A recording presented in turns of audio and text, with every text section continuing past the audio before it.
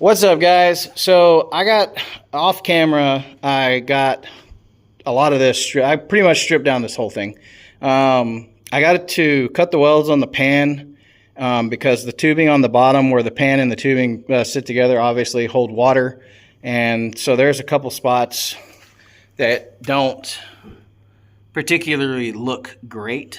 But I tapped them with a flathead screwdriver just to see. I didn't poke through anywhere, so hopefully the rust isn't super bad. And I can wire wheel all that up and maybe OSFO, basically paint strip and wire wheel, and then maybe OSFO the frame, get all that rust to turn into, what is it, iron, from iron oxide to iron phosphate, I think is what that does, or it might be the other way around. But my work schedule got all screwed up yesterday, and I didn't get any work, and I wanted to mow the yard. I went to get on the mower, and I noticed one of the back hanger on my deck was cracked. We've been getting a lot of rain, so I saw the rust where the crack was at. And so yeah, I spent a good part of the day yesterday working on this. Stop drilling. I found actually several other cracks, stop drilled all the cracks and welded everything out, and I got this side primered and painted, and then I got a ticket that my boss sent me to, and I had to leave, and then didn't get home till like 2 o'clock in the morning, and then had to get up. I got like 6 hours of sleep, had to get up and go back out to the same complex and do some more work. So, but anyways, the point of the video is not really to talk about this, but yesterday when I had to, or last night when I had to go to work, there was a potential donor that I messaged the guy and he was available. So I left a little early and I swung by his house on the way there and checked out this enduro style dirt bike. I'm not really sure exactly what it is. It's bare basically. He had it super cheap. I'm hoping that I can sell off what I'm not going to use off of it. But anyways, I picked it up today when I got off of work because I was over in that area again. And here it is. I did a little bit of research yesterday. I got the model number off the side of the engine, and I did a little research. I already knew it was a Chinese bike. So best I can tell, this is either a Honda or a Kawasaki 4-stroke 250cc, kind of a copycat motor, but it's not an exact copycat. It is actually this company's own design, and the company was called, I think, Zongshin, and I believe from what I was doing and looking at that this is a what was it, a CX3 or XR3, CX3, something like that, which apparently is actually a pretty popular bike for people here in the States. I've never personally heard of them. So, but I went ahead and off camera, I started stripping a lot of this stuff down. So I got the coolant drain, I got the rads pulled off. The dude that had this bike didn't know squat about it. He got ripped off. A poor dude. Younger kid. I guess the dude told him it just had a wiring issue, and this kid stripped the bike down, got the harness pulled off. The harness is a absolute nightmare. I very seriously doubt I'm going to be able to reuse it. It's got a lot of broken wires on it. It's got a lot of janky stuff going on it, plugs that are broken. But obviously, like, he told me that this dude told him it was a custom bike. And because I questioned him about these welds, I'm like, well, hey, bud, those aren't factory welds.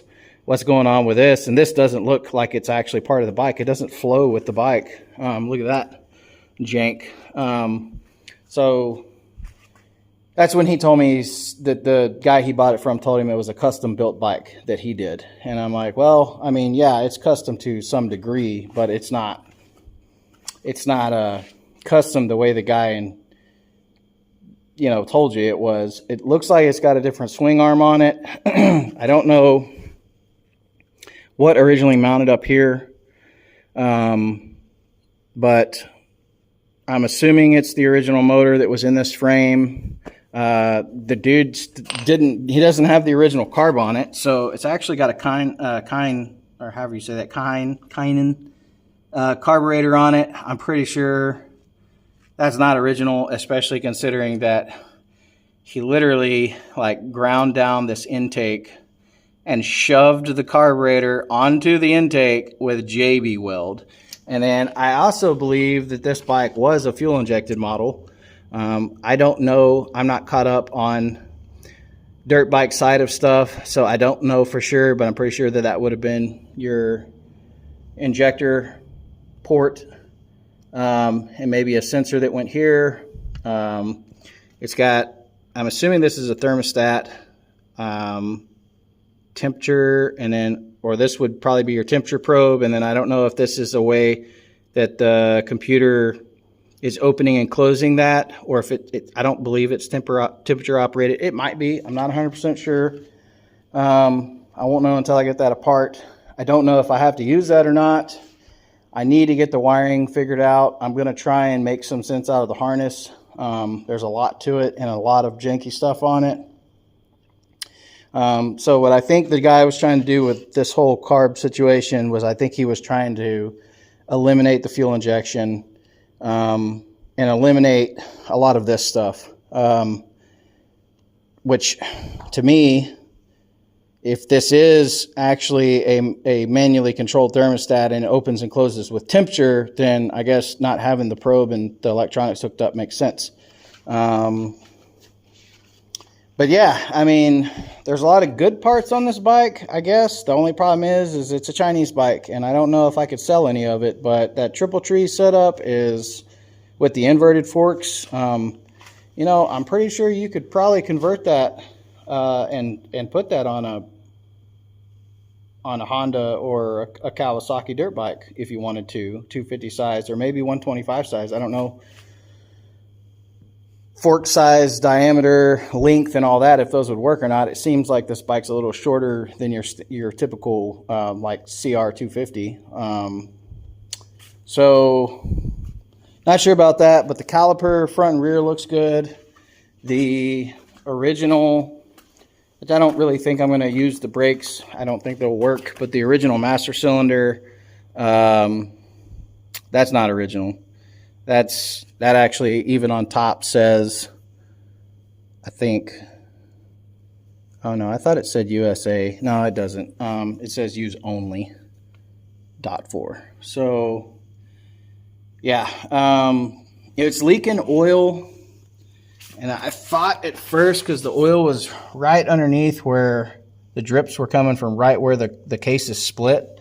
So I thought that's what it was, but actually it's this nut is stripped out, and this thing does not seal completely. So I want to say that may be a filter. I'm not 100% sure. I got to get this open. I want to drain all the oil off, open it up. I did run a bore scope down the cylinder, and the cylinder looks healthy with the exception of one spot. And it looks to me like it's possibly a piece of aluminum that is embedded into the cylinder. So the piston may not be any good. So I'm probably going to end up pulling the top end just to check it out. If anything, I could just run a ball hone through it and clean it up and maybe re-ring the piston and move on with life. I'm kind of hoping I can use the carburetor. If I could get this separated without screwing anything up and get a new one of these or whatever, or, you know, try to get all this dremeled out and do this better. But again, I need to get the harness, and I need to see if I can find a manual online and figure out how this was designed to run, if it was actually a fuel injection, which I feel like it was. The exhaust that he had on it is over here. That is not the original exhaust. I'm not 100% sure. It's some Amazon special or something.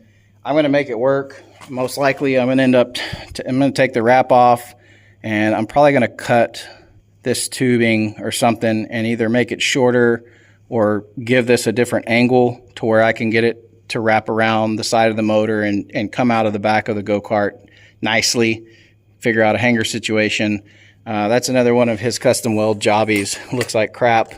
And there was something else. Oh yeah, the whole brake caliper setup. So he's got like a nut welded to the back of the lever. It's not even mounted in the right spot. And then this is just a piece of all thread that he bent.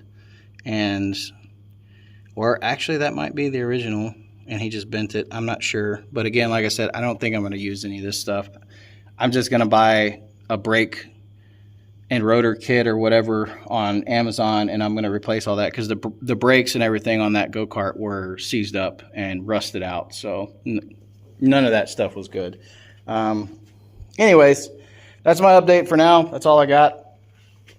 So, you know, yeah, stay tuned for more, and like and subscribe if you want. If not, you know, whatever, I don't care.